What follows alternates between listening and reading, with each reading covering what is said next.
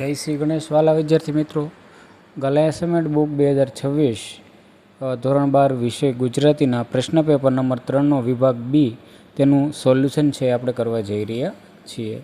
અગાઉ આપણે બધા જ પેપરના સોલ્યુશન કરી ચૂક્યા છીએ. આજે આપણે વિડીયોના મારફતે પેપર નંબર 3ના વિભાગ બીનું સોલ્યુશન કરતાં પહેલાં હું ગોળકીયા પ્રવીણભાઈ આપ સૌનું હાર્દિક સ્વાગત કરું છું. વિદ્યાર્થી મિત્રો, ચેનલમાં તમે જો નવા હો તો ચેનલને સબસ્ક્રાઈબ કરો, જેથી કરીને આવા જ વિડીયો છે સૌથી પહેલાં તમને મળતા રહે. હવે વધારે સમય નહીં લેતા જોઈએ આપણે વિભાગ બીનું સંપૂર્ણ સોલ્યુશન.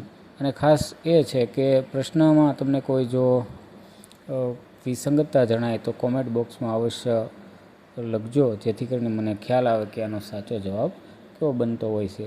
છતાં સાચો જવાબ આપવાના પ્રયત્નો કરેલ છે, પણ છતાં કોઈ એવું બને તો તમે મને કહી શકશો. અને પીડીએફ જોતી હોય તો પણ કોમેન્ટમાં જણાવજો. તો જોઈએ આ પ્રશ્ન પેપર નંબર 3નો વિભાગ બી અને તેનું સોલ્યુશન. વિદ્યાર્થી મિત્રો, આપણે સૌ જાણીએ કે વિભાગ બીની અંદર છે ગદ્ય આધારિત હોય છે.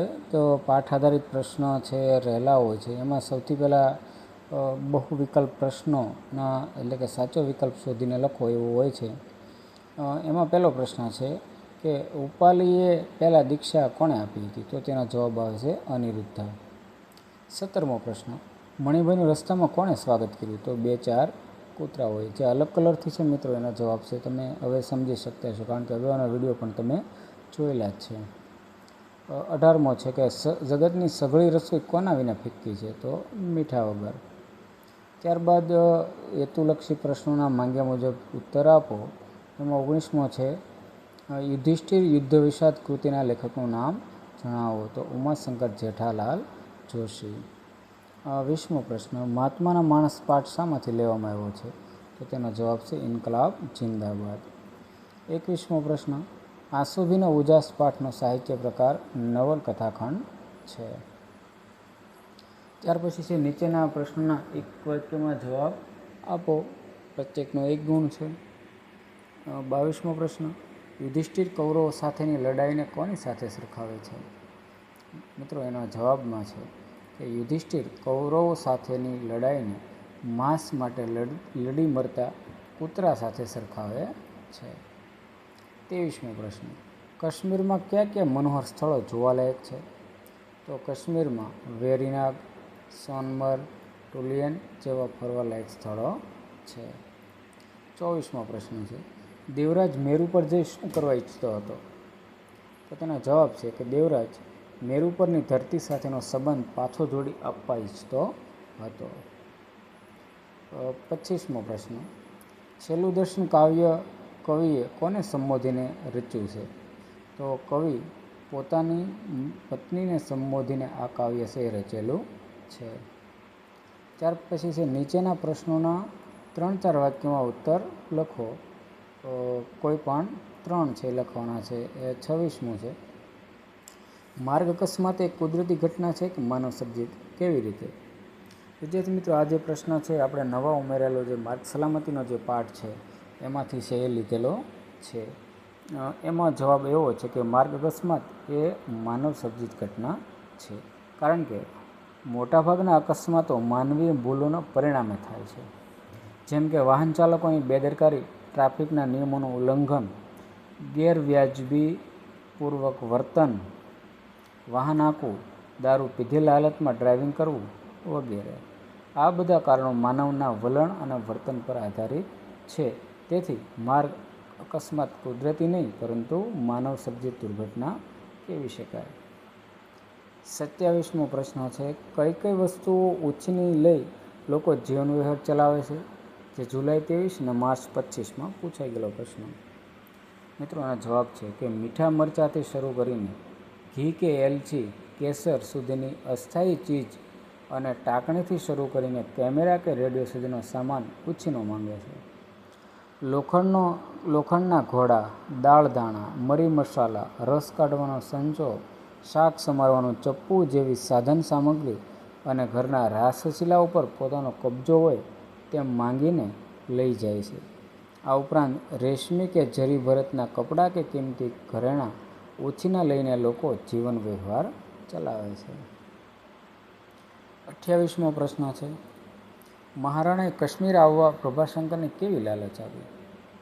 તો તેના જવાબમાં છે, કાશ્મીરના મહારાણાએ પ્રભાશંકર આગળ કાશ્મીર આપવા લાલચ આપતા કહ્યું કે ભાવનગર ખાબોચિયા જેવું છે, આપને માટે ઘણું નાનું છે, આપ કાશ્મીરને પોતાનું કરો તો હું માસિક 5,000થી ઓછા નહીં આપું અને આપની યોગ્ય કદર કરીશ. આવી બધી લાલચો છે આપી.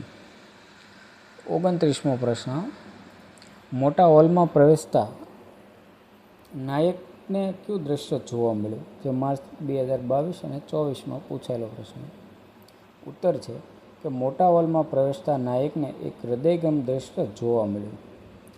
નાના નાના ભૂલકાઓ નૃત્યના જુદા જુદા પોઝમાં પોતપોતાની પ્રેક્ટિસ કરી રહ્યા હતા.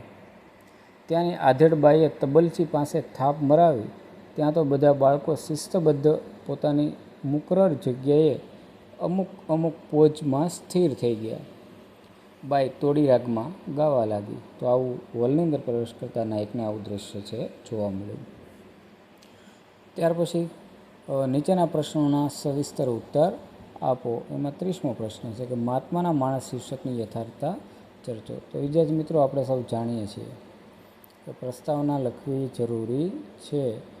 કર્તા, કૃતિ, સાહિત્ય પ્રકાર અને સંદર્ભ ગ્રંથ આ બધું લખાઈ જાય જમણી સાઈડમાં, એટલે ડાબી સાઈડમાં આ રીતે લખવાનો છે. જવાબ શરૂ કરવાનો હોય છે કે અહીં મહાત્મા માણસ એટલે ગાંધીજીના માણસ એ કહી નાખો. આ જવાબ છે મિત્રો ચાલુ થયો છે.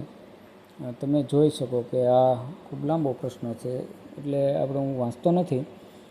તમે આ વિડીયોને અટકાવીને પણ છે આ આખો જવાબ છે જોઈ શકો છો. જે શીર્ષક જે હતું એને ધ્યાનમાં રાખીને આખો પ્રશ્ન છે બનાવેલો છે. અને અથવામાં એક પ્રશ્ન છે કે બાબા સાહેબની ગુરુભક્તિ વિશે લખો.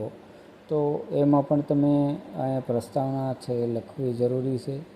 અહીંયા કર્તા, કૃતિ, સાહિત્ય પ્રકાર અને સંદર્ભ ગ્રંથ આ એટલું લખાઈ જાય એટલે આ રીતે જે જવાબ આપેલો છે એમાં જવાબ છે તમે લખી શકો છો. ખૂબ સારી રીતે જવાબ આ રીતે લખેલો છે. બાબા સાહેબની જે ગુરુભક્તિ હતી તેની વાત છે રહેલી છે. તમે વિડીયોને થોડી વાર અટકાવીને જવાબ છે જોઈ શકો. તો આ રીતે વિદ્યાર્થી મિત્રો આ વિભાગ બીનું પણ સંપૂર્ણ સોલ્યુશન છે આપવાનો પ્રયત્ન કરેલ છે. તમારે એની પીડીએફ જોતી હોય તો કોમેન્ટમાં મને જણાવજો, તો હું તમને પીડીએફ પણ છે મળી રહે તેવા પ્રયત્ન કરી. આપણી ટેલિગ્રામ ચેનલમાં આ બધું મૂકેલું જ છે. તમે એમાં જોઈન થઈ જશો તો જેથી તમને બધા જ વિડીયો પીડીએફ છે બધું મળશે.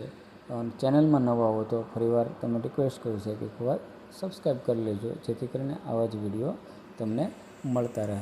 હવે આપણે મળીએ એક નવા જ વિડીયોમાં, એટલે કે વિભાગ સી અને એના સોલ્યુશનમાં. ત્યાં સુધી પરીક્ષાની દરેકને તૈયારી માટેની શુભકામનાઓ.